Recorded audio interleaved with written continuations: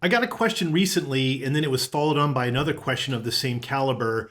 Shawn, how am I supposed to deal with people that seem to be psychologically twisted or warped or broken that I work with? That might be my boss, that might be a customer or whatever. And it's a good thing to ask, because if you've ever led people and employees are reporting to you, you will have experienced somebody who's going through a very difficult issue or didn't deal with something from their past and has brought it into the present. And they're acting in a very, very unhealthy, self-destructive, team-destructive way. So what do you do about that? That's what this video is going to be about right now. So stay tuned. Hi, my name is Shawn Sommerkamp, and this is Motivationeer Christian Coaching.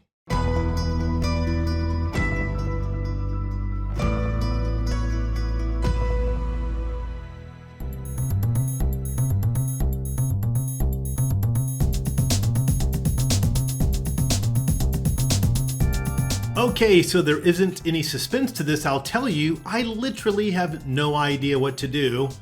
It's always on a case-by-case basis. There's a couple of things, though, that it's important to say out loud what not to do.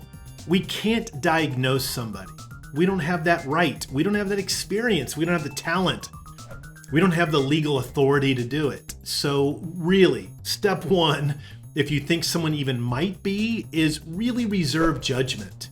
If it's a colleague or an employee that reports to you, or maybe even your boss, we want to take the side of compassion. Jesus looked over the helpless and harassed of Jerusalem, and it made him cry. This is I think it's John 11:35. I forget now. The Jesus wept, the shortest verse in the Bible. There's actually a shorter one in Thessalonians. But anyways, Jesus wept because these people were helpless and harassed. He felt a longing and compassion for them. That's where we want to start. This isn't, hey, you're treating me bad and you're nuts. That's not right. We don't want to ever go there.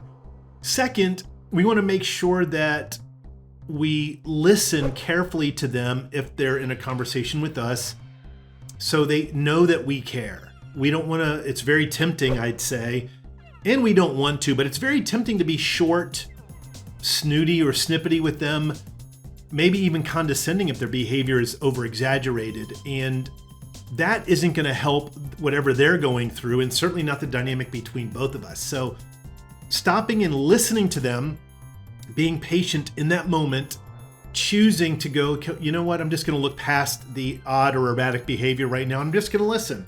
And that will demonstrate that you do care about them. Next, there are generally, based on the size of the company, employee assistance programs that are designed for this very thing. If you've listened to them enough and have some trust built between you and them, I don't know that it's a bad idea to say, hey, you've seemed a little stressed lately. How are you doing? And kind of, crossing into that personal realm. And if they are upfront with you and tell you, there's some really difficult stuff going on, then say, hey, look, we have an employee assistance program in the company. This is exactly why it's here. Or you can ask them first, what help have you obtained based on what you just shared with me? Most of the time, people try to go through this alone.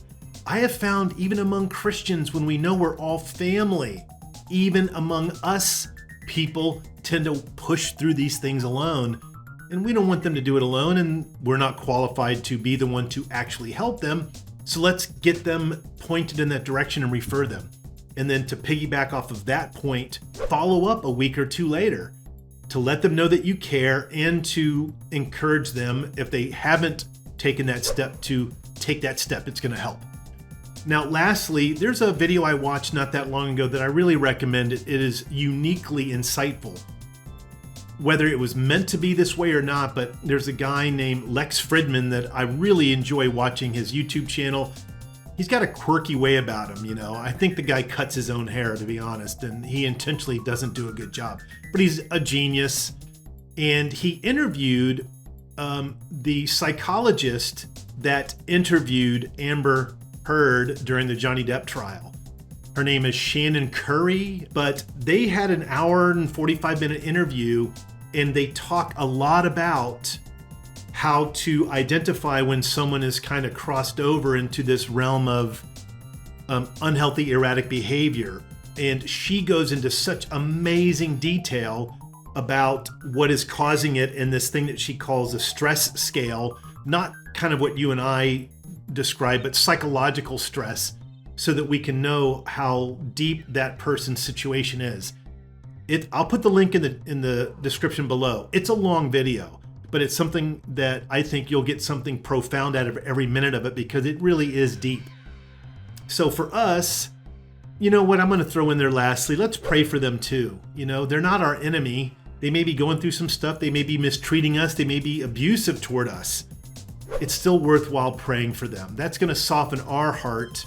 And of course, God's already got his attention on them, but it kind of connects us in some spiritual realm to that person, because we're kind of connecting through God, in a sense, the Spirit. That's another important thing. I'm sorry I didn't mention that earlier, but that is something you can do. If you have any questions about this, please let me know. If you've had some success in a very unique situation dealing with someone who's edged over into that erratic, psychologically imbalanced behavior, please let me know below. I'd love to hear from you. Thanks for watching. Please like and subscribe for 2 new videos each week. Tell me in the comments below about your career situation, and I'll make a video for you with a shout out. You can also become a member at Motivationeer.com. Your career is not just a way to make a living, it's a way to transform the world.